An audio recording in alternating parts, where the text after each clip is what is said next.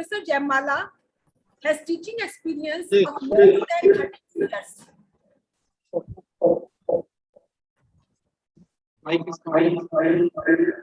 She has a vast experience like Dean of Engineering and Technology and Director of Sir Chotu Ram Institute of Engineering and Technology, Meerut, as an additional assignment.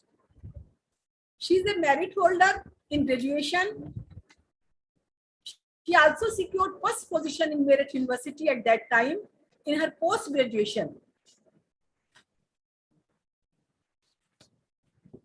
It is necessary to cite that she stood first in all subjects of MPhil in Meerut University.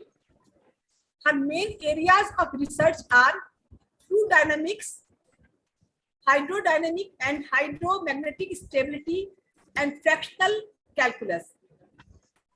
With a remarkable career and dedication to her work, she has guided 6 students in the PhD who have been awarded PhD degree, and presently 4 students are doing research under her noble supervision. She has guided 35 MPhil projects. She has notably published more than 32 research papers in reputed journals and proceedings. Professor Jammala has completed a major research project granted by UGC. Besides many other invited lectures and talks at national and international conferences, she has delivered a talk at an international conference held at Potsdam, Germany, and Konyapes in Nepal.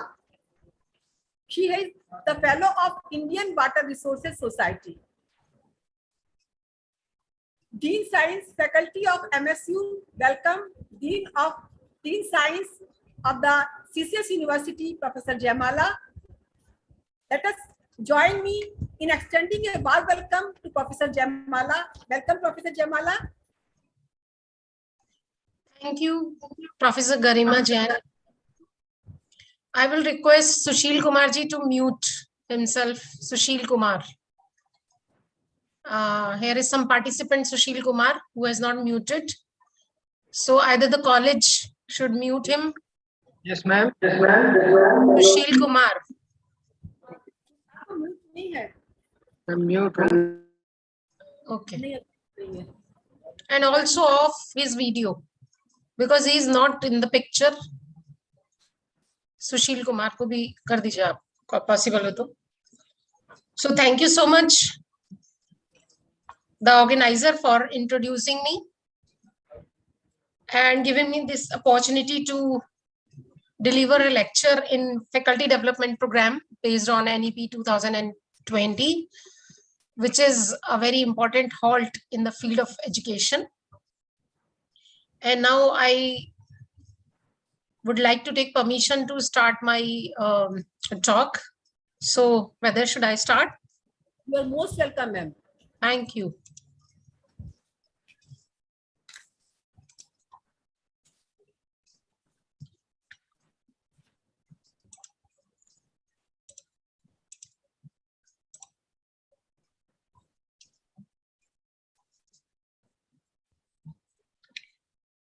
Are you getting the PPT?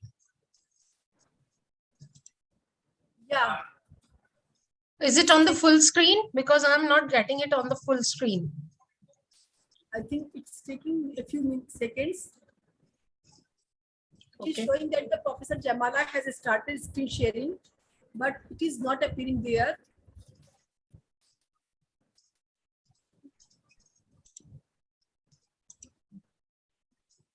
I'll start with a new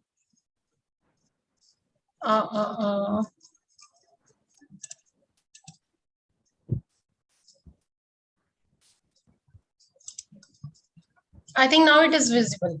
Yeah, yes, it is visible now. Okay.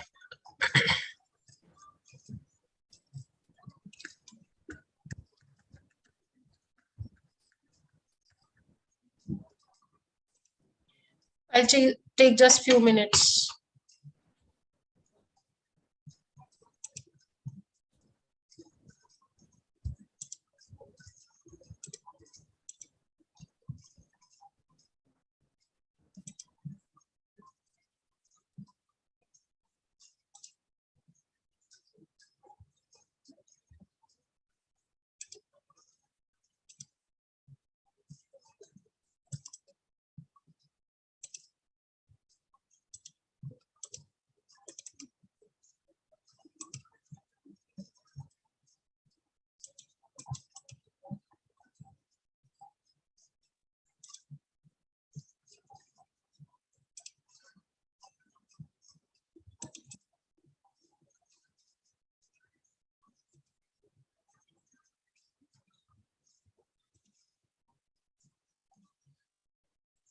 Okay, now I'm starting my talk.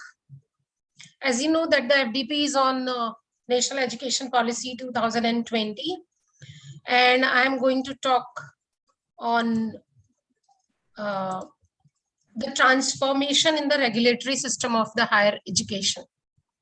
So in order to talk about what the transformations have been suggested in the National Education Policy, not suggested, rather to be implemented in the new education policy, I would first like to give in brief the educational system in India, in ancient India, in medieval India, and in modern India. This is necessary from the point of view that when we are talking about the regulatory bodies or accreditation bodies or the policy making bodies, then we should also know that what was the system in our ancient time. So in ancient time, there was the Gurukul system, in which the student lived in the ashrams with the gurus, and the gurus imparted knowledge to the students with oral conversation, and there was a close bonding between the student and the teacher. Guru and the Shishya Parampara was there. Then there was the Vedic system, when the Vedas, Rig Veda, Yajurveda, Atharvaveda, and Samved were taught to the students. And again, in this system, the main emphasis was on the holistic education rather than just imparting the academic knowledge. Then there was the ashram system. The system was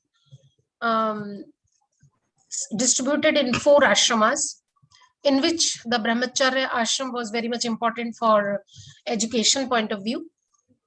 Then ancient universities like the Nalanda, Ujjaini, and such type of universities came into existence, and which were famous for their way of imparting the knowledge. And these universities were famous for certain fields like the philosophy, mathematics, astronomy, and medicine, like Ayurveda, etc. And these universities were having a repute in the world. So that was the time when the languages and the literature was growing day by day. And there was the inclusivity between the teacher and the student, because the students lived mostly in the ashrams. They were in deep contact with the teacher. So there was the sense of inclusivity. And secondly, because they were imparting the knowledge to the students, and that was spread in the society, so there was a bonding. Secondly, the students lived with gurus, so a sense of bonding was also developed in that era. And the way of transmission of knowledge was generally the oral. Orally, the knowledge was transferred to students, and then it was transferred to the community. So this was our ancient system. And if we talk about what were the assessment and accreditation of educational institutes in ancient India, so there were no such agencies who were making policies or accrediting the institutions or giving the grants. It was just based on the reputation, the tradition, and the committee recognition. You know that Nalanda, Ujjaini, and such type of universities were very famous. So committee was recognizing its importance, their importance, the reputation, which spread through the mouth advertisement. So that was the reputation and traditions. So these were the accrediting norms. There were no agencies at all. So assessment and accreditation of educational institutes in ancient India were through religious and philosophical bodies, because there were some bodies which were interested to spread their own education, which were religious as well as philosophical. They wanted to spread their philosophy in the community. So whatever be the impression on the community was the measure of the education, the measure of the effect of education, impact of education on the society. There were the local authorities and kings. The kings and local authorities were the patron. They tried to make own policies or tried to impart their feelings, their views to the society, to the community. So many times the kings and local authorities instructed the gurus to impart the education of their domain. Gurus were the authority. They made their own curriculum. They had their own style of teaching. So gurus were the authority. And gurus' expertise and reputation was the measure to get the accreditation of an institution.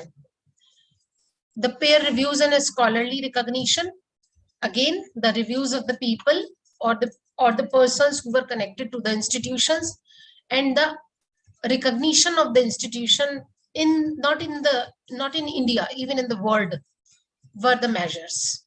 Oral traditions and lineage, the guru imparted knowledge to the student through oral conversation. The student imparted it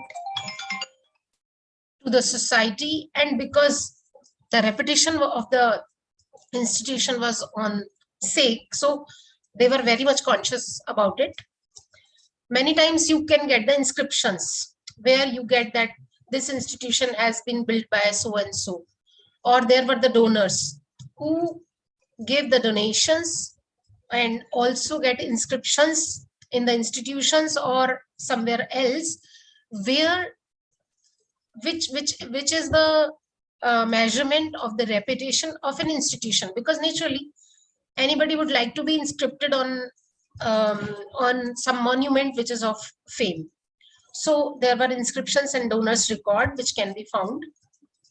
And then there was interaction with other centers of learning, like the Indian institutions were famous in other countries, and there was interaction like the from China, some scholars came in India, and there were many other scholars from other countries who came in India, and they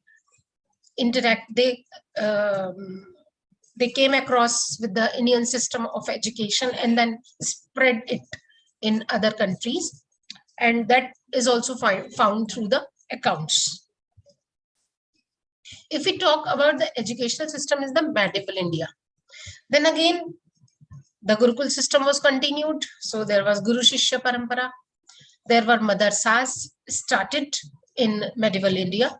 So through madrasas, the education of Islam was spread. Then Buddhist and Jain monastics universities were established, and they were the regulatory bodies on their own, and they were spreading the teachings of the Buddhas and Jain acharyas to the society. So they themselves were the accreditation agency, policy making agency, as well as the funding agency. They may get the funds from the society, but they arrange themselves the funds for that, because you know that in earlier time there were not the concept of any high fee. That was in other terms. The fee was paid in other terms. So the Buddhist and Jain monastics were establishing their universities. Persian influence, the influence of Persian language has started. Persian language became famous, and the Sufis and Bhakti movements were also having the impact on the education system, and they were also establishing their mathas and their schools where they taught about the Sufi culture and Bhakti culture. And therefore, these all were the regulatory bodies of themselves. They themselves were the regulatory bodies, accrediting bodies, as well as the policy making bodies. So there were variety of linguistic and literary traditions, because there was not the single body. They were spreading their own teachings. Buddhas, Hindus, Muslims, Jains, they were spreading their own teachings. So there was a variety of linguistic and literary traditions. There was the religious and cultural effect on the education. Curriculum was framed in such a way that there should be the teachings of specific dharmas or the philosophies. There was the role of patrons, like the patron may be the king, patron may be the guru, patron may be some other learned person who was running the institution. And there was the impact of invasion and decline also, because the Mongols and Turks were invading India again and again, and that was declining our education system. And the transmission of knowledge was again through either oral teachings, or at that time some teachings are found on inscriptions as well. So again, if we talk about the what was the method for assessment and accreditation of these educational institutions in medieval India, then again there was no concept of formal accreditation bodies, standardized criteria, or external evaluation. Everything was either internal or through the society, or through the oral conversations, or through the reputation, tradition, and committee recognition. So this was necessary to tell you, because we are talking about the regulatory bodies. And now we are in the stage when we are required with the accrediting bodies, with the policy making bodies. But at that time, when our culture was very rich, when our education was famous all over the world, when our gurus were famous all over the world, and we were called the Sone ki Chidiya, we were conquering the mind and heart of the world, then there was no concept of formal accreditation or standardization or external evaluation. Everything was internal. Now, if we talk about the education system in modern India, up to independence, that is before 1947, then there was the impact of British culture, because Britishers have come to India. Britishers had captured India, most of the part of India, and then East India Company Act came into existence.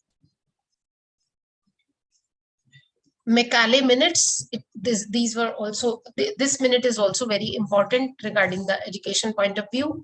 Then Wood's Dispatch, Calcutta University, University of Mumbai, Madras University. These three universities were established in 1857, and their jurisdiction was their own presidency. They can make their own curriculum, they can evolve their own way of teaching, they can appoint the teachers, and there was no regulatory bodies, external regulatory body for these universities. So universities were started to establish in 1857. These are the oldest universities of India, which are existing today as well. Then there came the Indian Education Commission, then Universities Commission, the Sadler Commission, the Government of India Act, the Hartog Commission, and then the Indian Universities Act, which is very important, Indian Universities Act. And this was recommended by Universities Commission and AICT. You know, AICT also came into existence at that time. I would like to small my screen. Are you getting my screen?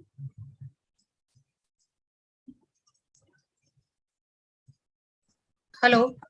आपको सुन पा रहे हैं हम लोग? Screen नहीं दिख रहा क्या? दिख रहा है, दिख भी, आपकी स्क्रीन भी दिख रही है और सुन भी पा रहा है clearly. Okay. So actually, I would like to tell you some important points about these commissions. Like the British India, at the time of British East India Company in India, there was significant effect on the education system of the British culture. And what was their main aim? Their main aim was to spread English education to the people, so that they can produce the clerks and the civil servants to serve the British system. And East India Company Act, or East India Company Act, is also called the Charter Act. The main thing about this commission is that it started to fund the educational institutions. And at that time, the Parliament provided a sum of 1 lakh rupee per year to the educational institutions. So this was the starting of providing the funds. Then Macaulay's minutes advocated the English. Again, the purpose was same, to produce the clerks and the civil servants from the Indian community to serve the British community. Then Wood's Dispatch, the important thing about it is that it was a policy document.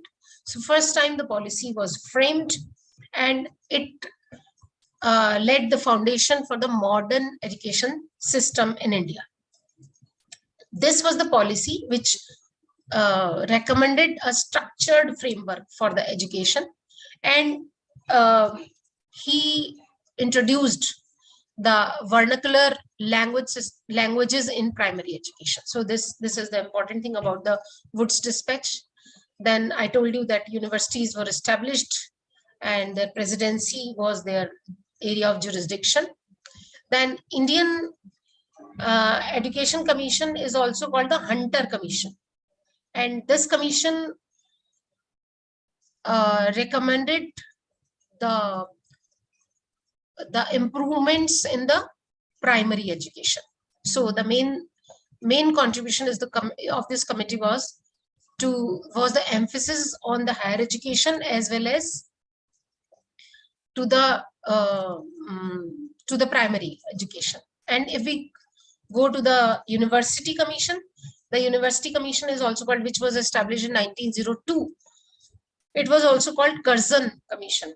Lord Curzon was the Viceroy of India at that time, and this commission recommended for the establishment of Indian University Act. The Indian University Act came into existence in 1935, while it was recommended in 1902. So then came the Sadler Commission, or it is called Calcutta University Commission also.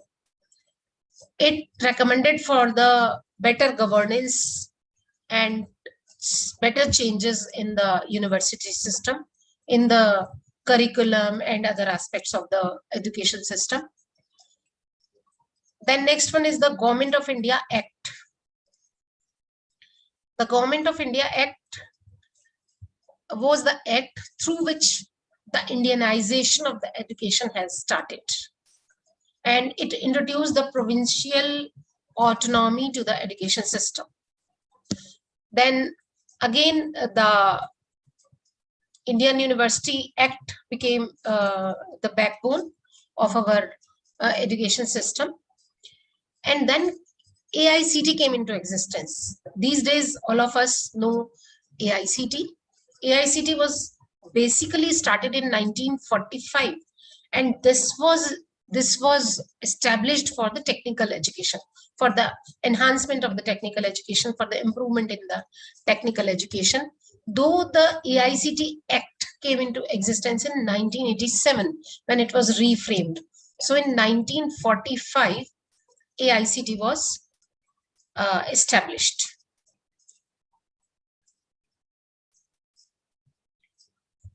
Now, if we talk about the post-independence commissions and regulatory bodies, because we are talking about the regulatory bodies, so we have to know that what steps were taken finally to establish the regulatory bodies which are regulating our education system, which are providing us the funds, which are guiding us for the curriculum, or which are guiding us for the standards of education. So first of all, University Education Commission was established in 1948. Up to that time, no accreditation agencies were in existence. So the accreditation agencies came into existence just after independence. So this was at that time Maulana Abdul Azad, who were our first Minister of Education, emphasized that there is a need of control of center on the education system, because it was in the transformation age. There was the impact of British education as well as the Indianization of the education. So he emphasized that there is a need that the center should have control on the education system. So at this time, when this elementary education to the higher education in the rural areas as well as in the urban areas was to be coordinated, was to be was required to be on one pace, like interconnected pace. Then University Education Commission came into existence, and which is also known as Radha Krishnan Commission. It was established in 1949 and gave its report in 1948, and it submitted its report in 1949. It recommended the increase in the salary of the instructor. It said that to enhance the standard of instructors, their salary should be increased accordingly. And they also recommended for the establishment of University Grant Commission. Now, you know that in 1948, it was recommended to establish the University Grant Commission. And University Grant Commission was established in 1956, right? Then Secondary Education Commission came into existence in 1952. And it was a great landmark in the history of education because it involved secondary, it worked for the secondary education in India. The commissions before this commission always recommended or always had their eye on the primary education or the higher education. They were not thinking about the secondary education. So this was the first commission who gave recommendations for the improvements in the secondary education. And they introduced the common school system, teacher training, and promotion of scientific and technical education. So it was a landmark in the history of Indian education system.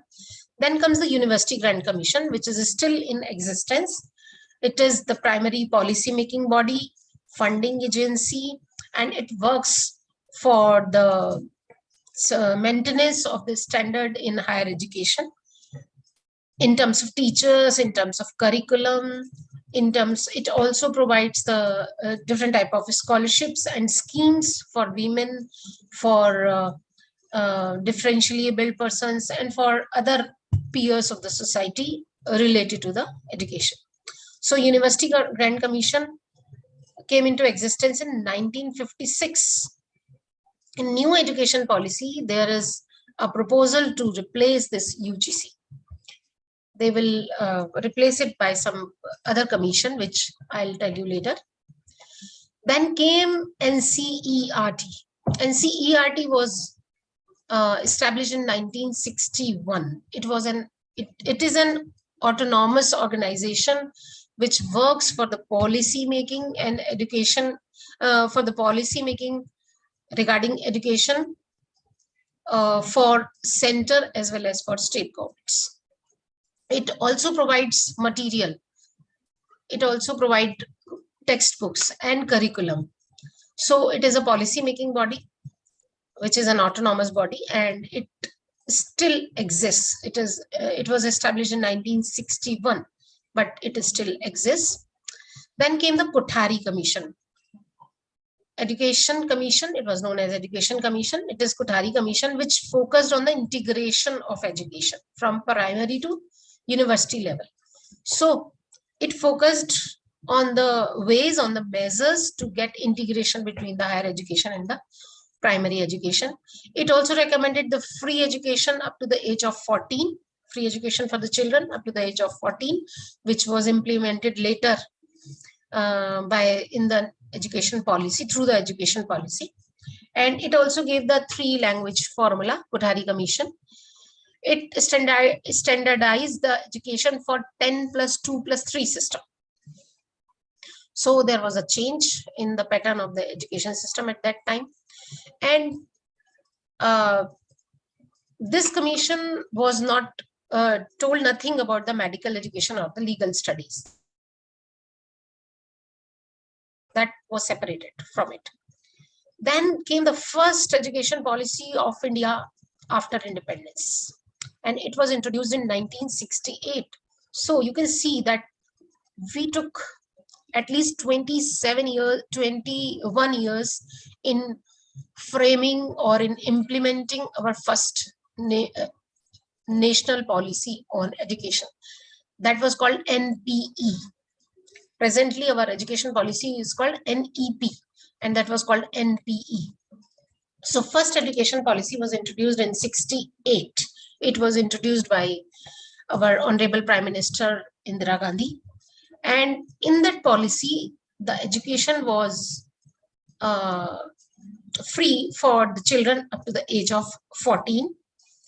The 3-language formula was given at that time, in which the mother tongue or the regional language was involved, the official language of the state, and English. These 3-language formula, with the help of these 3 languages, a 3-language formula was given in this education policy. And there was the emphasis on the training of teachers.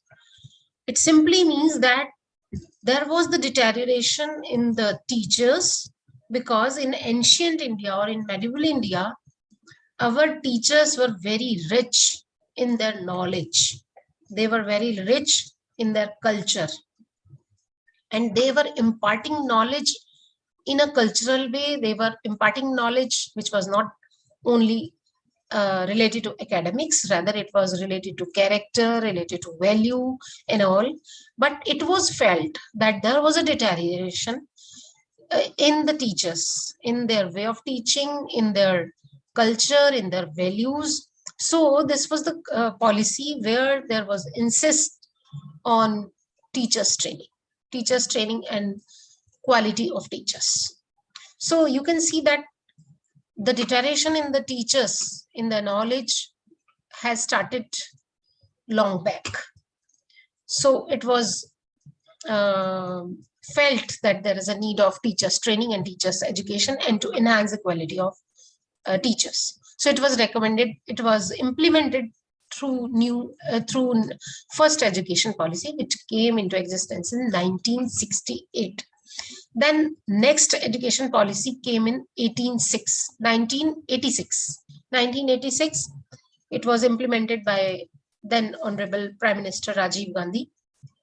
It was updated in 1992 and then again in 2005. In this policy, there was emphasis on the education of women, education of SCs, STs, or other societies which are deprived from the benefits. Or there was emphasis to extend the open university system in this education policy. And 6% of GDP was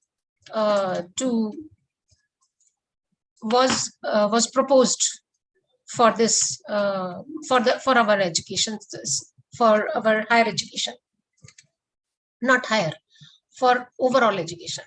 But I think it was only 4% which could be spent on it. They launched the Operation Blackboard, which was very famous, which became very famous. And then the policy also recommended for the rural universities, for the establishment of the rural universities. In 1992, when there was improvement suggested in the national education policy, then common minimum program was introduced, and 3 exam schemes, 2 for engineering, 3 exam schemes for engineering admissions, JEE, AIEEE, and state level examinations were introduced. At that time, the Act of AICT was established, and in 1987, AICT emerged as a regulatory body. Now, it was responsible for the improvements, enhancements of the quality in the institutions which are related to engineering, technology, or professional studies. So AICT came into existence. It laid the norms. It even present in the present time also, AICT is giving approvals. It can approvals for the new institutions, for the new courses, and it also recommend the curriculum. It also run many schemes for the benefit of women or socially deprived people, or other students as well who are intelligent enough or who are bright. So this is promoting faculty, research, development. It is also giving grants in one or other manner. So it is the work of AICT. This regulatory body is in existence even today. And then came into existence the National Board of Accreditation, NBA, in 1994. It came into existence. National Board of Accreditation is an accrediting agency for the technical and engineering institutions. So accrediting agencies came into existence. NAC was established in 1994. We all are going through the procedure of NAC to get our colleges or the institutions accredited. So NAC came into existence in 1994, and there are also other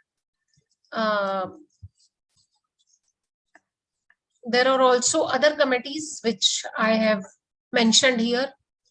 National Knowledge Commission, Justice Verma Commission, Committee for Evolution of the New Education Policy, etc. And finally, new education policy was introduced in 2020. So after a long period, after 1986, when the new education policy could be introduced in 2020, while there was a lot of change in society, there was a lot of change in the needs of society regarding the product which we were producing globally. We need a change, and locally as well as globally. We were in the phase to change our education system, but it could be implemented in 2020. And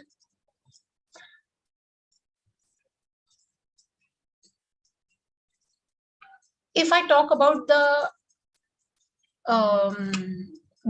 regulatory bodies in the National Policy of Education 1986, because it is just the previous policy, previous than 2020 policy. So there were three types of bodies. One, policy making bodies, then regulatory bodies, and third one was accreditation bodies. Not was, still these are existing. So if we talk about the policy making bodies of higher education, we have four bodies. One, Ministry of Higher Education. Second, Association of Indian Universities. This is AIU, which is not a policy making body. Rather, it suggests the new courses. It coordinate between the universities and the institutions, and it give its suggestion to government for new curricula, for new courses, for new measures. So it is like a consulting agency or like a consulting association. Then Central Advisory Board of Education, and next is the State Councils of Higher Education. There are councils in every state which are also the policy making bodies in higher education. So these are the four bodies which are as the part of first pillar. There are the three pillars. There are three pillars: one, policy making bodies, then regulatory, and then accreditation bodies. So if I talk about regulatory bodies, presently we are having three main regulatory bodies. One is University Grant Commission. As I told you earlier, University Grant Commission provide the measures for the maintenance of the standards in higher education. This provide grants in different heads. It takes care of the quality of education, and makes the policies as well. Then next is the All India Council of Technical Education, AICTE, which was established through Act in 1987. And this council, Council of Technical Education, is related to the professional education as well as with the engineering and technical education. At this time, I would like to tell you the need of less number of regulatory bodies. Presently, AICTE gives the norms for the appointment of teachers for MCA and MBA. And among the eligibility criteria, there is one criteria that anyone who is a MCA with 2 years of experience may teach MCA classes. Similarly, anyone with MBA degree having the 2 or 3 years of experience may teach the MBA classes. But AICT does not govern the courses like BBA or BCA. Now, whatever university UGC says that all of you know who are teachers will be well aware with this fact that UGC says that the minimum requirement for the appointment of a teacher in any graduate or undergraduate or postgraduate program is either NET or PhD as per the regulations 2009, 16 or 18. So it simply means that if you want to be appointed for BBA, for BCA, you have either to be qualified NET or you should have done PhD with these prescribed ordinances. Now, this is a very big alumni between the two, that at one time a person who is non-PhD, non-NET, but had an experience of 2 years of teaching for MBA or MCA classes may teach MBA and MCA. But the same teachers is not eligible to teach the BCA or BBA. So these type of anomalies are there when you have so big number of regulatory bodies. There is a lack of coordination between these bodies.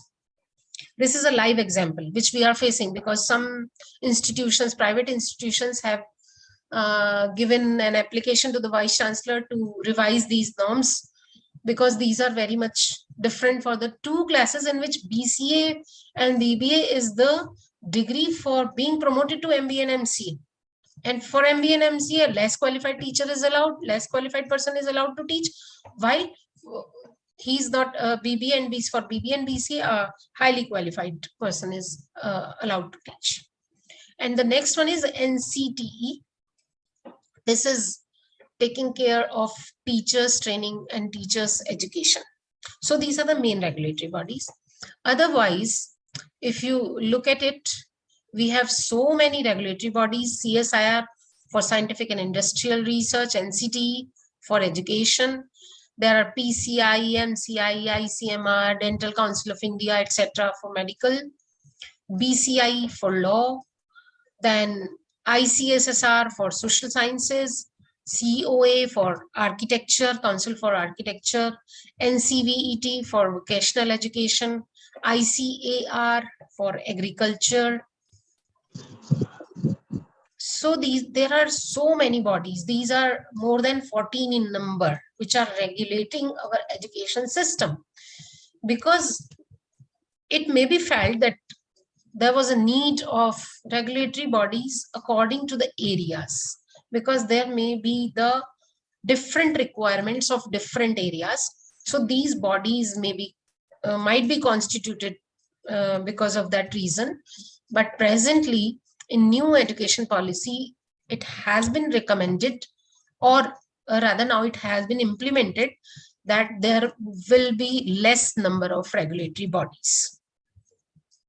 If we talk about the accreditation bodies, again, there are two accreditation bodies. One is NBA and another is NAC. So two accreditation bodies at present we are having, which are having their own norms. Even NAC has their own norms for the colleges, for the private, for the colleges, for the universities, for the deemed universities, for the other eminent institutions like IIT, IIMs, etc. But still, there is a lot of confusion when the two institutions, one of world fame, producing very high quality students, and when other institution or the college get the same grade, A++.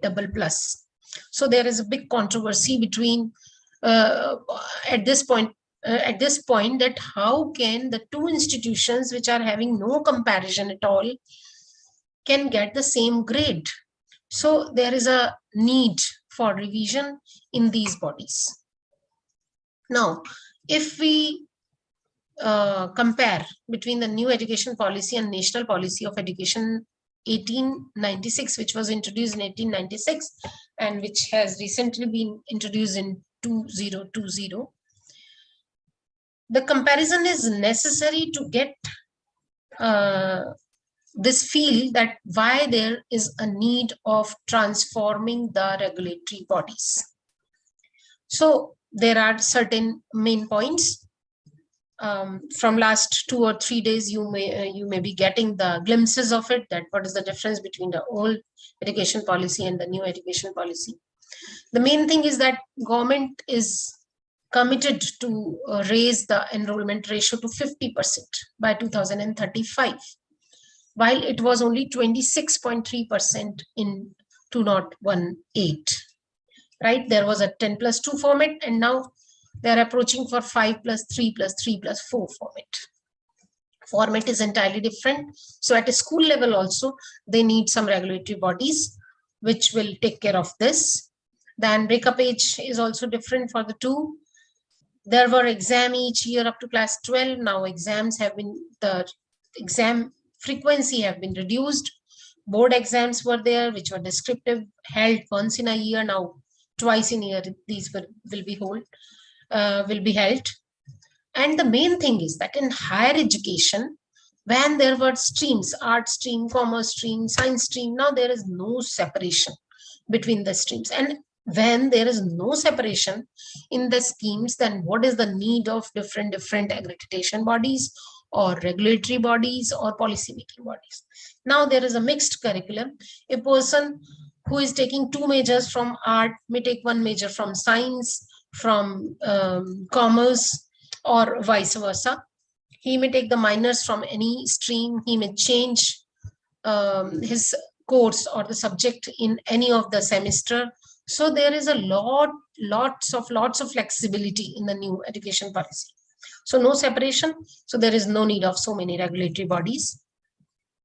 Now curriculum content is reduced to the core essentials. सब वो सब घिसा पिटा ऐसा curriculum नहीं है. Whatever is required for the society and concise, it should be concise, very concise. So there is a need to change in the curriculum also. 1 vocational course is also compulsory. Bagless study up to a certain level. And then there is an emphasis on the holistic education. Not the academics are to be provided to the students, rather the values, the culture is also mandatory to provide to the students, the practical knowledge. And therefore, there is a big change in a new education policy. If I talk about the higher education, then education sector for all overall education, the 6% GDP was the target, but 4.5% of the GDP was given to the education sector, and now again 6% is the target. And then there was no central body to conduct the examination. Now for the higher level also, government has created a national testing agency which will conduct the test for humanities, for science, for language arts and vocational courses at least twice in a year for the entry in the universities or higher educational institutions. Now, in old education system, we were having the single entry and the single exit, but now you can have there is the provision of multiple entry and multiple exit. You can carry your credits as well. There was no credit system. Now the bank of credit, academic bank of credits have been created, where your credits will be deposited and you can carry your credits whenever or wherever you go for your further studies. So this is a big change and a positive change in our new education policy. They have introduced the BSc graduation with research, which can be extended for MSPG and further can be extended for research. So this is also a big change, and therefore the policies require change the system requires change, and the accreditation process requires changes. Initially, there was MPhil, and then you may move to the doctoral degree after MPhil, but now MPhil has been discontinued, and only doctorate degree may be done after, sufficient to do after master's degree. No MPhil is required. It is also proposed to establish at least 100 best universities, to set up their campuses in India. 100 best universities of abroad may set their campuses in India, and best Indian universities may set up their campuses outside India. So this is a very good initiative in this education policy.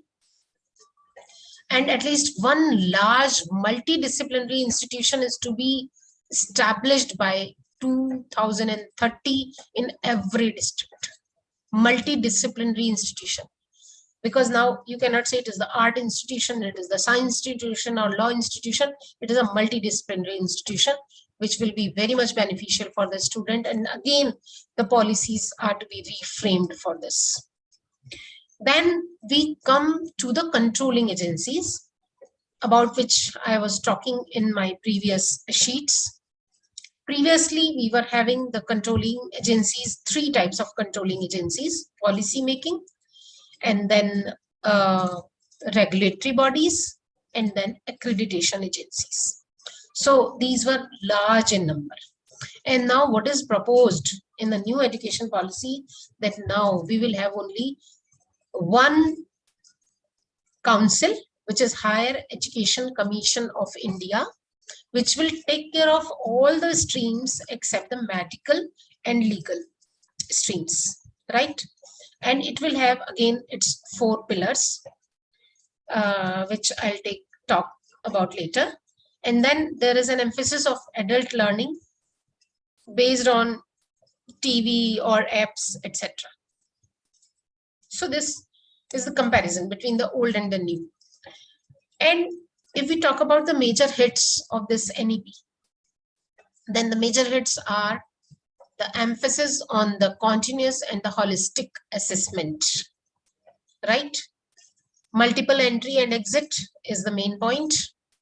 Then emphasis on multidisciplinary education, which is a very big improvement in our education system. घिसी पिटी सी पढ़ाई आपको नहीं करनी कि यही 3 subject लेने हैं, यही 4 subject लेने हैं. You can take subjects from arts, science, and subjects of your choice. You are to opt some skill development course, extracurricular, co-curricular courses, co-curricular activities are emphasized in this new education policy. So now there is a big improvement in terms of multidisciplinary knowledge to the student. Then establishment of NRF, which I'll tell you later. Then there is a focus on the open and distance learning. The reason being that there is, even if we talk about the Meerut University, CCS University, there is a lot of a big number of students enroll themselves for private exams, where they are not getting any material to read. They are just getting the material, study material through the guides, some sort of guides, which they read just at the time of examination, or they are getting study material through the internet. But there is no systematic system. There is no system of providing them material. So now there is an insist on open and distance learning, where the student can register themselves.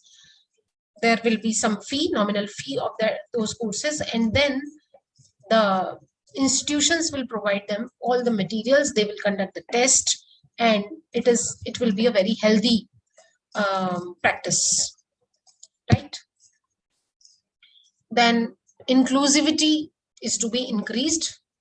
Nowadays, there is the bonding between the teacher and the student is declining. The bonding between the student and the community is declining. So inclusivity is very, very much important. And it has been incorporated, the measures have been incorporated at the initial level, below the initial level, I mean the primary or secondary level, that will increase the inclusivity of the student and the teacher and the society as well. So these are the major hits of NEP 2020. Now, if we talk about the regulatory system, which is the main theme of this talk, then there is the commission, Higher Education Commission, will be established.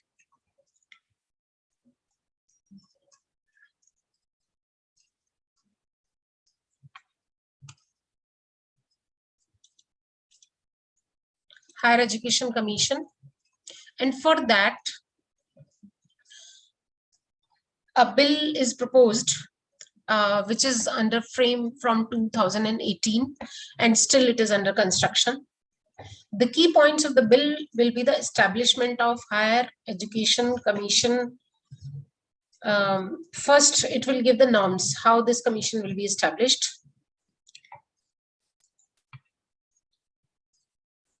Just a minute.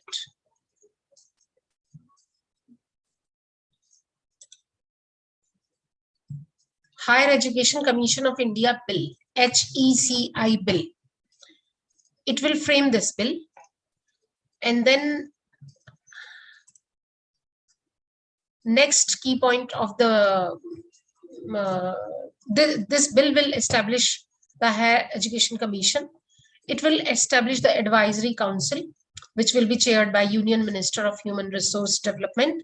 Now it is a Ministry of Education. And then it will define the functions of HECI, Higher Education Commission of India, right? तो उसकी क्या functions होंगे वो ये define करेगा, ये इस bill का काम है.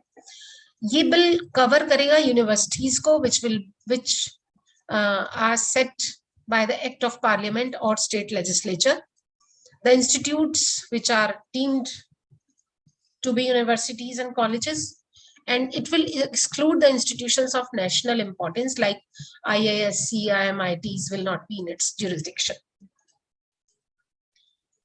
Now, if we talk about the regulatory bodies which are proposed in NEP 2020 to be established, the first of all is Higher Education Commission of India, which I told that bill will introduce this, will establish this HECI. That means it will make the norms and the conditions and the functions of this commission. So first one will be the Higher Education Commission of India. It will replace UGC. This will replace UGC.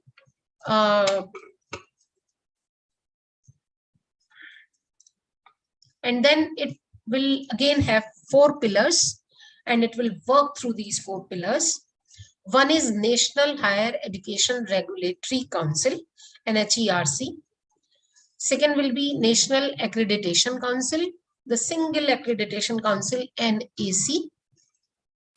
The third one will be Higher Education Grant Council, HEGC. And the fourth one will be General Education Council. So you see, previously we were having so many policy making bodies, so many accreditation agencies, 2 accreditation agencies basically, and at least 14 regulatory bodies. And now it is proposed that there will be only 1 commission and 4 pillars of it: NHERC, NAC, HEGC, and GEC. If we look at Higher Education Council of India, then we may be curious about that, what would be its goals. First of all, it will decrease the number of regulatory bodies, which I told you earlier, which are presently 15 in numbers. We have 15 regulatory bodies. Though it is not touching the law, it is not touching the medical faculty, but still, HECI will reduce the number of regulatory bodies.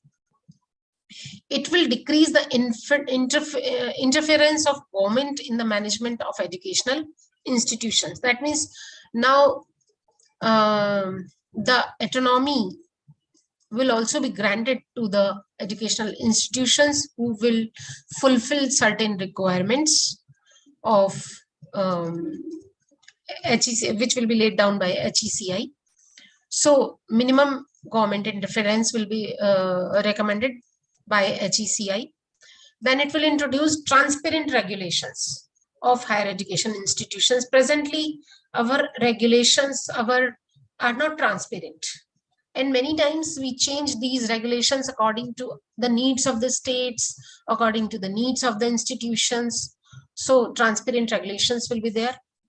Public disclosures will be encouraged. That means you have to public each and every aspect of your institution, of your education institution, of your university. What is the academic performance? What is the fee structure? What is the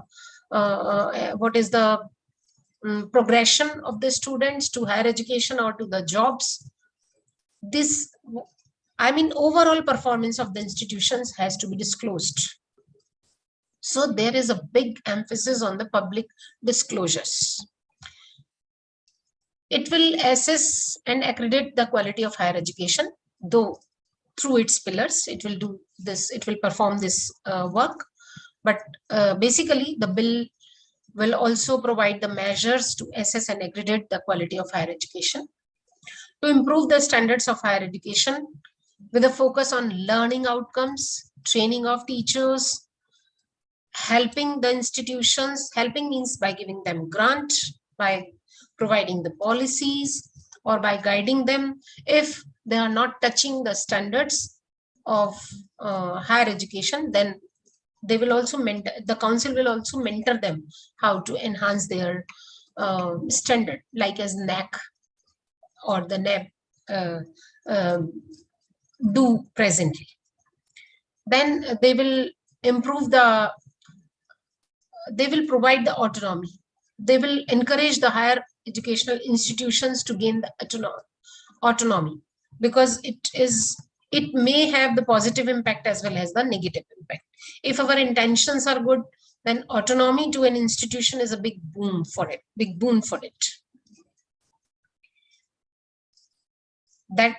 Those were the goals. And now what are the functions of HECI? HECI will, certain things are very clear about the HECI, and certain things are like assumptions about HECI. Like HECI will work for the learning outcomes for the courses. It will set the standards of teaching and research, training of teachers, development of curriculum. It will work on it. It will evaluate and monitor the procedure for the yearly academic performance of institutions. So it will provide the measures, it will provide the procedures or the ways that how to measure the yearly academic performance. It will be necessary for all institutions, for all teachers, and HECI is working on it. Then it will promote research, accreditation of institution. It will again provide the accreditation system, which should be very efficient and vigorous. Presently, what we do, we apply for the NIRF, we collect the data in some specific way as required by NIRF. If we apply for the NEC, then we provide the data to the platform in its required way. And if we go for QS ranking or any other world ranking, again we supply the data according to their requirement. So they will develop a system in which we will have a big set of data from where we can create the subsets, and those subsets will be created automatically. So it will develop a system for accreditation which is not hectic, which is not painstaking, rather it is automatic. It should be automatic. We should have everything on public disclosure, so that whatever data is required by the agencies may be picked from our platforms. And then it will implement the recommendations of the advisory council for coordination and determination of standards of higher education. So it will try to implement the policies suggested by the Advisory Council for a bonding between the centers and the state. Now, as I told you earlier, that there are certain assumptions about HECI that it will also work, and definitely it will work for setting and winding up of institutions. It will provide certain norms, and according to that norms, the institutions will be established, departments will be established, and if any of the department or the institutions is not binding with the standards, minimum standards of higher education, it would also have a right to bind up that, to close that institution. Secondly, it will grant authorization to the institutions. That means the institutions which are providing degrees and the diplomas will have to get authorization from HECI for academic operations. It will provide the affiliation to the institutions and the universities. Degree and diploma, how these will be awarded, what will be the procedure. There may be the common procedure for all the awards and degrees. So it will work for it. It will grant the autonomy. Autonomy will be granted to the colleges and the universities and other institutions if they fulfill certain norms, and this autonomy will be granted in steps. So it may grant the autonomy and it will grade the autonomy as well. That means accreditation will still be done for the institutions who will get the autonomy.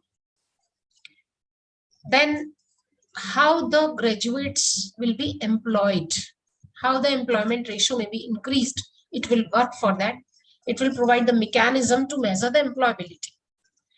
If the employability of an institution is measured, it will naturally provide its status. And again, this will be on public disclosure, so that anyone who wants to take admission in an institution can get a clear picture of how many students of this institutions are getting job, or how much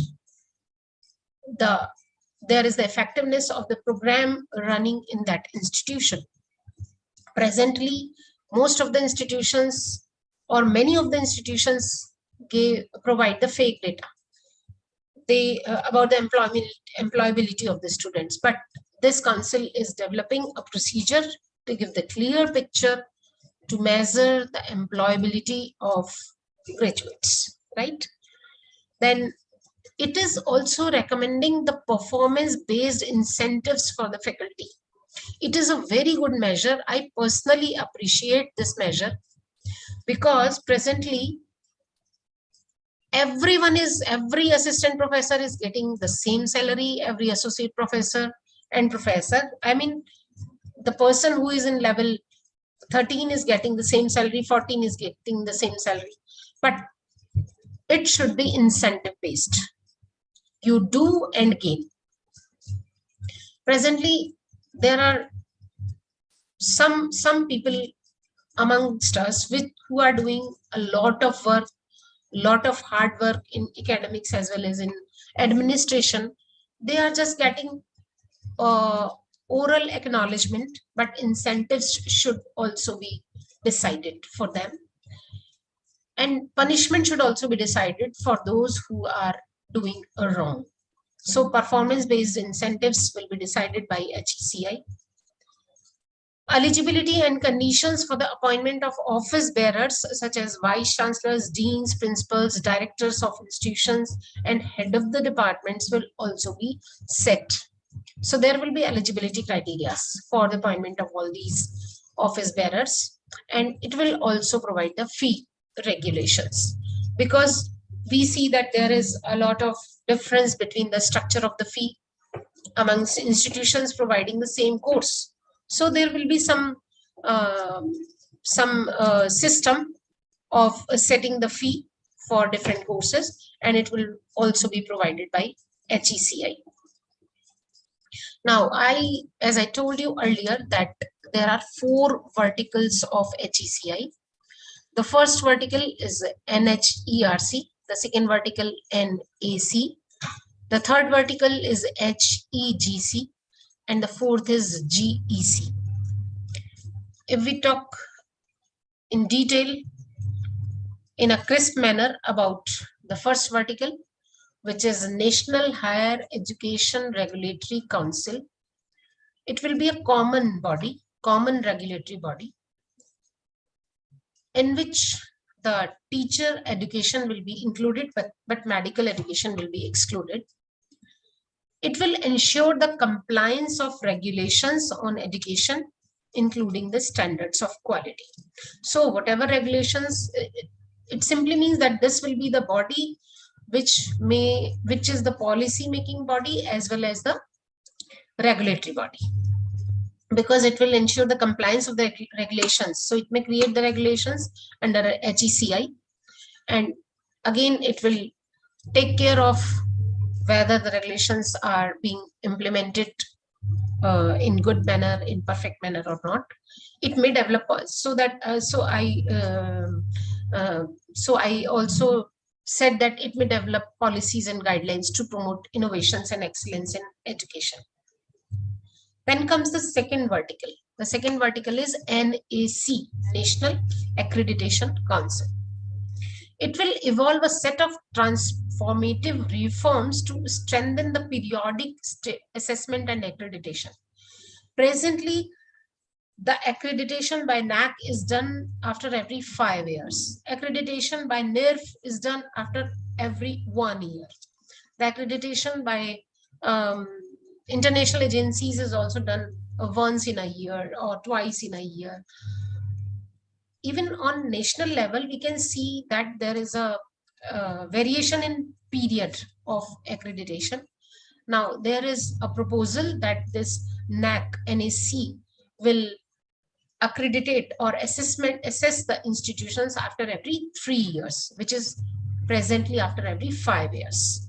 So after every 3 years, it will assess the institution. And there is a report regarding NAC, Transformative Reforms for Strengthening Periodic Assessment and Accreditation of All Higher Educational Institutions. This is a report submitted by the committee constituted for this particular vertical. And this report is on public platform up to 15th August 2023. This report was on public platform to get the views of the people, of the academicians, of the administrators, of the industrialists, that what improvement or what are their suggestions regarding this accreditation. You can, this was uploaded, the report is available on this website, which I have given here on this link, or on my government portal. The main features of this report are that this report has recommended a composite assessment system. So first is the composite assessment system, then choice-based ranking system for diverse users. It simply means that there are different type of institutions, and so for diverse users, there should be choice-based ranking system.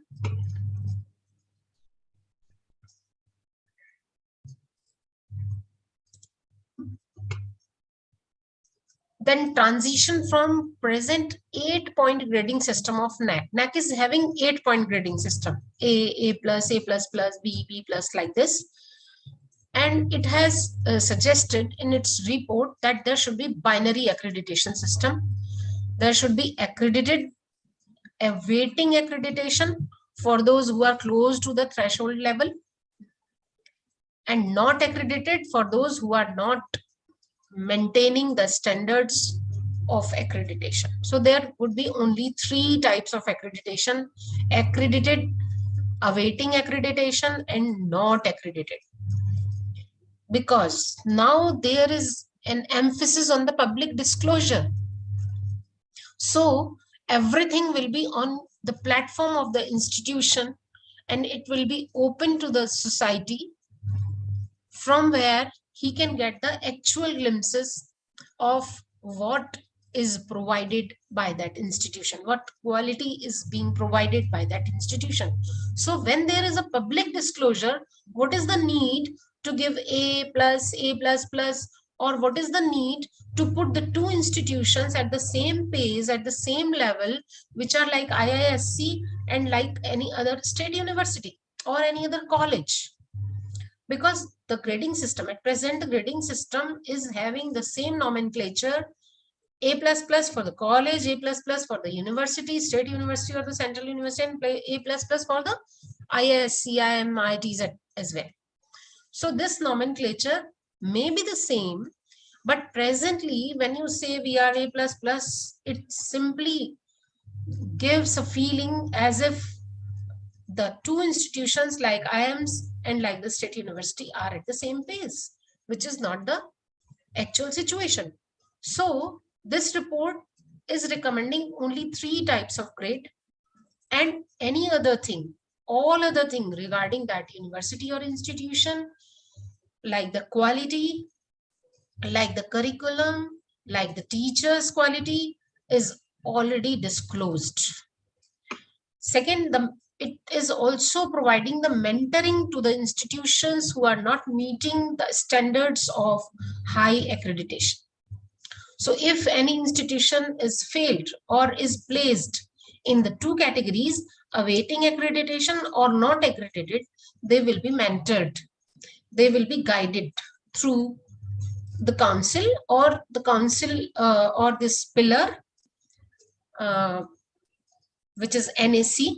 So through this pillar, there may be the mentoring of the institutions to get the good grade, to come into the accredited position. It will accreditate institutions from in level 1 to level 4, the institutions of national excellence, and then multidisciplinary research and educational institutions to level 5. So 5 type of levels have been decided.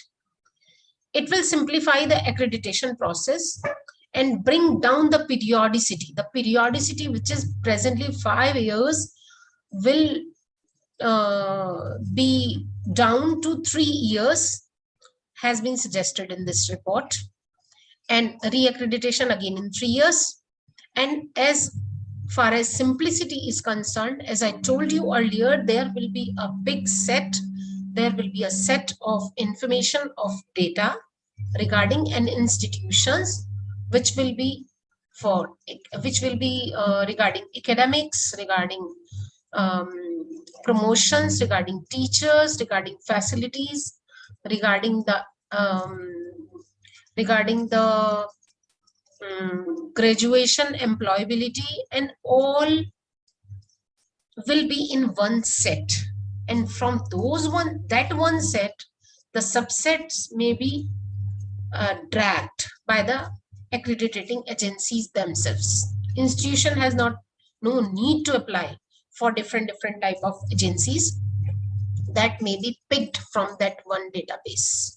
So a big database, detailed database will be there for each institution. So the accreditation process will be very much simplified, because presently many of the institutions are under the process of getting NAC accreditation, and they have to do a lot of work, and many times they are not having the proper guidance how to reflect their data in different categories. So it is also proposing the heterogeneity of HEIs, rather a one size fit model. जो मैंने अभी आपको बताया कि one size fit model नहीं है. All of you are A++, all A++ are in the same category. No, there will be difference. There will be difference of parameters or difference of levels. It has proposed the categories of HEI. In this report, the categorization is according to orientation and vision of the institution. Like it will be either multidisciplinary education and research intensive institution, or it is research intensive institution only, then teaching intensive institution only, specialized streams intensive हो सकता है वो, vocational और skill intensive हो सकता है, community engagement and service heritage and legacy of old and established institutions of new and upcoming institutions. ये थोड़ा गलत हो गया है, 6(1) is not included in this. There will be 5. There will be 5 levels. The 6(1) is the point, another point. So 5 levels have been suggested.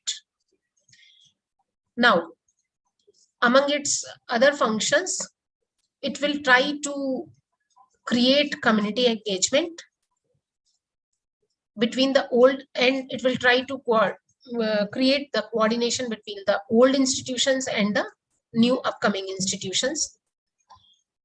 It will accredit with due considerations for inputs, process, outcome, and impact across different attributes of HEI. So the accreditation will be based on these different attributes of HEI. It will develop a unified elicitation tool to collect the superset of data from HEI for varied purposes. अभी मैंने आपको बताया for approval, accreditation, scoring और ranking. आपको even affiliation के लिए बार-बार data नहीं देना है. Public disclosure पर होगा, आपके platform पर होगा, and from there they will pick the data for approval as well as for accreditation. It has suggested to initiate a robust outreach mechanism with effective method of hand holding the potential entrants to felicitate all HEIs in the country towards joining the process of accreditation and ranking. अभी क्या होता है कि हम लोग थोड़ा डरते हैं, इस बात का भय मानते हैं कि कैसे हम accreditation process में जाएं. तो उसके लिए एक robust mechanism develop होगा और जल्दी मतलब आप accreditation आराम से करा पाएंगे institution का. So this was all about the second vertical. जो सेकेंड वर्टिकल के लिए रिपोर्ट एक कमेटी बनाई गई, उसकी रिपोर्ट 15 अगस्त 2000, पहले इसका टाइम 15 जुलाई 2000 था, 15 जुलाई 2023 था, फिर इसको एक्सटेंड कर दिया गया 1 महीने के लिए, and it was up to 15 August 2023, जहां पर हम अपने व्यूज दे सकते थे. ये एक बहुत अनफॉर्चुनेट बात होती है कि जो राधाकृष्णन कमीशन बना था, at that time Radhakrishnan traveled all over throughout the country and got 600 suggestions from the country. This time, when the national education policy was provided to the Aam Janta for their suggestions for improvements, the suggestions which were got through that portal, most of them were for education before the college education. The suggestions which were received for higher education were very less in number because we are not aware of all these things. We criticize each and every policy after its implementation, while we were given the chance to provide our own views. It is also true that many of us might have given the views and those views might not be accommodated, but still, like this report, that how the accreditation should be done, what should be the measurements for the accreditation, how the superset will be created. This policy, this report was also on public platform for giving our suggestions, and I don't know how many of you have gone through that report and given your suggestions. So third vertical is regarding the dispersal of grants. Higher Education Grants Council. It will look into the funding and financing the colleges and universities, but the criteria of funding will be transparent because presently we face the situation when we think that we are applying for some grant, our proposal is as good as of some other person, but at times we do not get the grant. So, and we do not get the reason of not getting the grant also. So there will be a transparent system for providing the grants, and it will also provide the institutional development plans so that the progress may be implemented, so that the institution may do the progress. It will address the disbursement of scholarships and development funds for launching new focus areas and expanding quality program across disciplines and fields. It will not be specified for certain fields. It will provide grant for all disciplines, for all field, and it will ensure that disbursement of the scholarship or the grant should be proper. It shall be in synchronization with the National Skill Qualifications Framework. This is another framework which will be developed, National Skills Qualifications Framework, so that the integration of vocational education may be done with the higher education. So there will be emphasis on the integration of vocational education to higher education, with the higher education.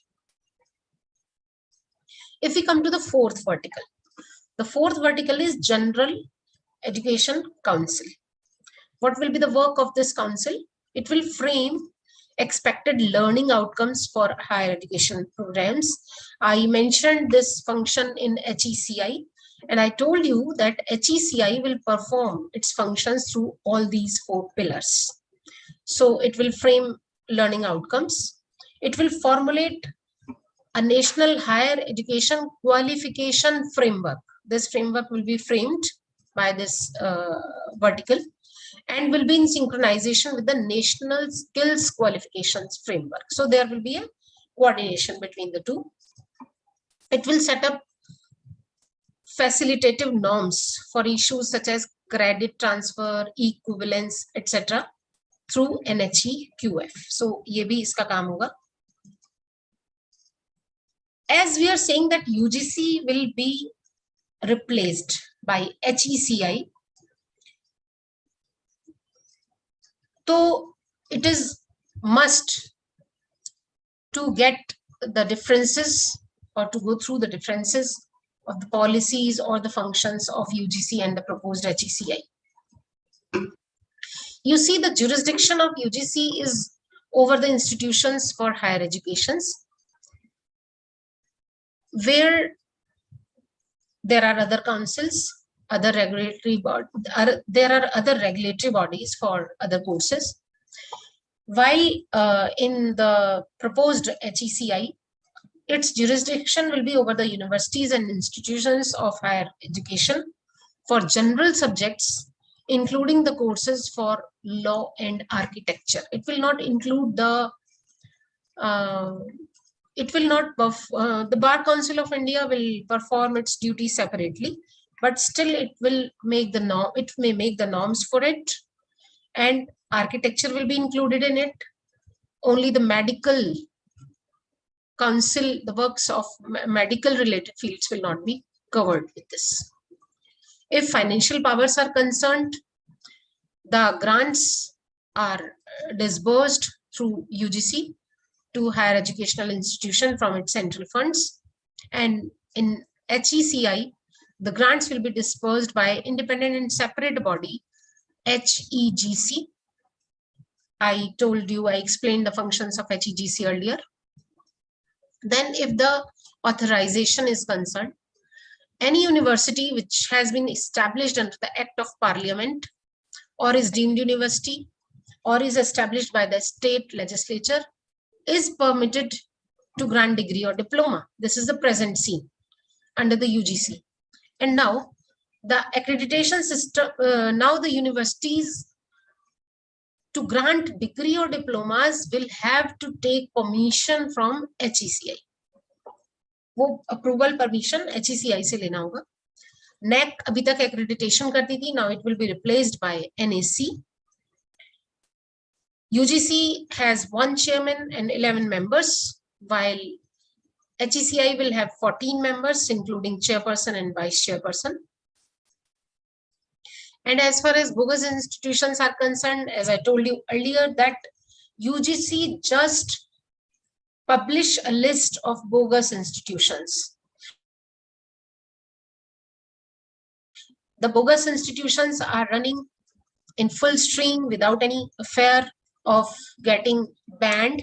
But in the present HECI, in the proposed HECI, the powers of an institutions will be cut, or an institution will be wind up if it is not meeting the standards of, or if it is not adhered with the rules and regulations of HECI.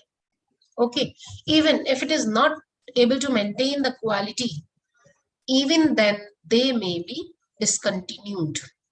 So just the publishing is not enough, because still the बहुत बार धोखा हो जाता है students के साथ, और वो admission ले लेते हैं ऐसे इंस्टीट्यूशंस में क्योंकि उनको बंद करने का परमिशन नहीं. Now, as I told you that there will be some advisory council, and it will be chaired by Union Minister for Human Resources. It may include the chairpersons or vice chairpersons of all existing state councils and members of HECI. The main functions of advisory council will be to create a coordination of implementation of norms, whatever norms will be set for the higher education institutions, and it will create a bonding between the central government and state government. These are some other bodies which are suggested. One is Board of Governors, in which there will be highly qualified, competent and dedicated individuals who have the capabilities to draw policies, to draw curriculum, to improve curriculum, etc., or who have commitment for the institutions, will constitute the Board of Governors. And the power of Board of Governor will be free from any political push and pull. There will be no political pressure on Board of Governors. And because when we are talking about the autonomy of an institution, then there should be some impartial Board of Governors, which is having no pressure of external bodies, like any political pressure. So there is a suggestion to constitute a Board of Governors at the institution and the university level. Next is National Higher Education Regulatory Authorities. It will regulate in a light but tight and facilitative manner regarding financial integrity, good governance, full online and offline public disclosure of all finances, procedures, faculty, staff, courses and educational outcomes. तो कुछ boards और कुछ authorities, कुछ councils बनेंगे, जो councils में काम बांटा जाएगा, लेकिन सब HECI के अंदर में, जिसमें ये नहेरा भी है. उसके बाद एक national higher education regulatory council होगा, जो सिंगल रेगुलेटरी काउंसिल है for higher educational sectors, including teachers education but excluding medical and legal education. Then National Education Technology Forum will be created. The work of this forum will be to promote the e-courses, and it will develop the e-courses in 8 regional languages. Initially, virtual labs will be developed. This work will be done under NETF. Then National Research Foundation, it will work for the high quality research, and it will look after the funding, monitoring, and for quality research, and it will fund research projects across 4 major disciplines: science, technology, social sciences, and arts and humanities. So 4 disciplines will be covered by NRF. And then General Inclusion Fund for equitable and fair quality education for girls as well as transgender students. एक separate fund ये बनाया जा रहा है, Gender Inclusion Fund for girls and transgender students, और special facility zones भी उन लोगों के लिए बनाए जाएंगे. Now, when some transformation is proposed, or when some transformation is under process in any system, there are certain challenges also, there are certain queries also. So there are similar challenges or the queries about these regulatory bodies. The first is the autonomy. First question is about the autonomy, or first challenge is about the autonomy.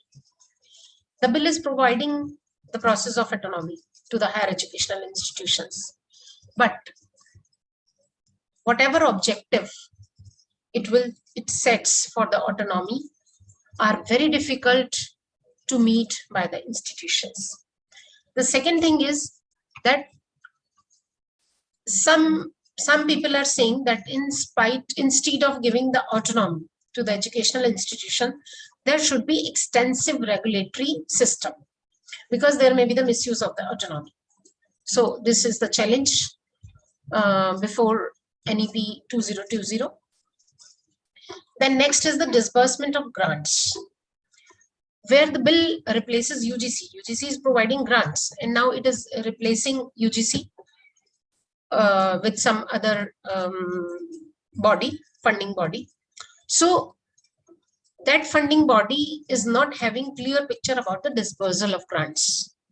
तो अभी हम ये भी कह सकते हैं कि अभी ये सब अंडर प्रोसेस है, तो जितने क्वेरीज होंगे फिर से जो भी बनेगा प्रोसेस वो प्लेटफॉर्म पर यदि गवर्नमेंट अवेल कराती है तो we should go through it and we should give our suggestions. दूसरा क्वेश्चन ये भी है कि HECI का क्या कोई रोल होगा डिसबर्सल ऑफ ग्रांट में, या जो एक बॉडी बना दी गई है वही डिसबर्सल ऑफ ग्रांट करेगी. So this is a question. इसके बाद जो लीगल और आर्किटेक्चरल एजुकेशन है वो HECI के परव्यू में ले लिया गया है, लेकिन बाकी को क्यों नहीं लिया गया? केवल 2 एरियाज को क्यों इसमें रेगुलेटरी बॉडीज मतलब रेगुलेशन के लिए लिया गया है, बाकी इतने सारे एरियाज हैं, उन प्रोफेशनल एरियाज को इसमें कवर क्यों नहीं किया गया है, या कितने एरियाज को फाइनली कवर किया जाएगा? This is again a question. Central advisory board जो है higher education, central advisory board of higher education that coordinates and advises the center and state on education related matters. ये एक advisory council भी बना रहा है जो recommendations को implement करेगा. ठीक, तो इसमें ये है कि HECI को कहीं independent regulatory body की तरह काम करने में दिक्कत ना है. तो ये कुछ क्वेश्चंस हैं और आप लोगों के दिमाग में भी हो सकते हैं, कुछ क्वेश्चंस एजुकेशनिस्ट के दिमाग में हो सकते हैं, स्टूडेंट के दिमाग में हो सकते हैं. तो धीरे धीरे हमें ऐसी होप है कि इन सब का आंसर हमें मिलेगा. And with a big hope, with new education policy, with a new regulatory system, with a new accreditation system and fund disbursement system, I am at the end of my talk and I thank you all. Thank you.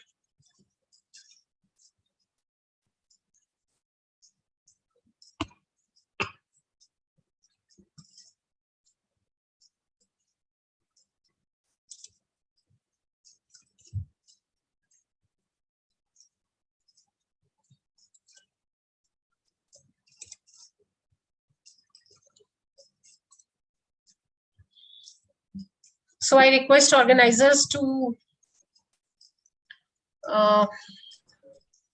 put the queries of the participants. If any. I'd like to invite all the participants to ask their queries or doubts if any. Though organizer madam, I have tried to make my talk very explanatory, and because the regulatory system is under process, it is yet to be finalized. So whatever is available has been explained in my talk. Still, if you have some query, you may ask me a question. If I would be able to answer it, I'll surely answer it.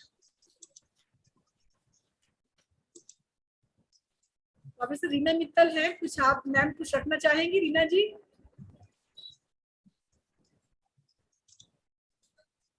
आप unmute कर सकती हैं खुद को यदि कुछ कहना चाहें तो. बाकी गरिमा जैन मैडम, आप ये भी कर सकते हैं कि जो पार्टिसिपेंट्स हैं वो अपने क्वेरीज बाद में पोस्ट कर दें, आपको भेज दें, and I will try to answer those queries. Right, just a minute, we can ask them if they are interested to ask themselves right now. Rahul ji, आप कुछ कहना चाह रहे हैं तो प्लीज कहिए। राहुल शर्मा जी हमारे यहाँ कंप्यूटर साइंस डिपार्टमेंट में है। उसके राहुल जी, आप कुछ कहना चाहते हैं? हेलो, हाँ जी बोलिए। हेलो आप हेलो इस समय मत बोलिए, आप इस समय आप देख रही है ना, मैं उसको कंडक्ट कर रही हूँ। हेलो। हाँ जी राहुल, आपकी आवाज आ रही है, बताइए। हाँ जी जी, thank you very much madam for a fruitful lecture. Thank you very much. Thank you. किसी और से कोई क्वेश्चंस है? Sanjeev ji, professor Sanjeev Kumar from botany department, I think he has some queries in his mind. आपका नाम तो? हाँ जी madam, query tell me. The first one is that there is a big pressure on the students as a academic weight, as a competitive weight. Is the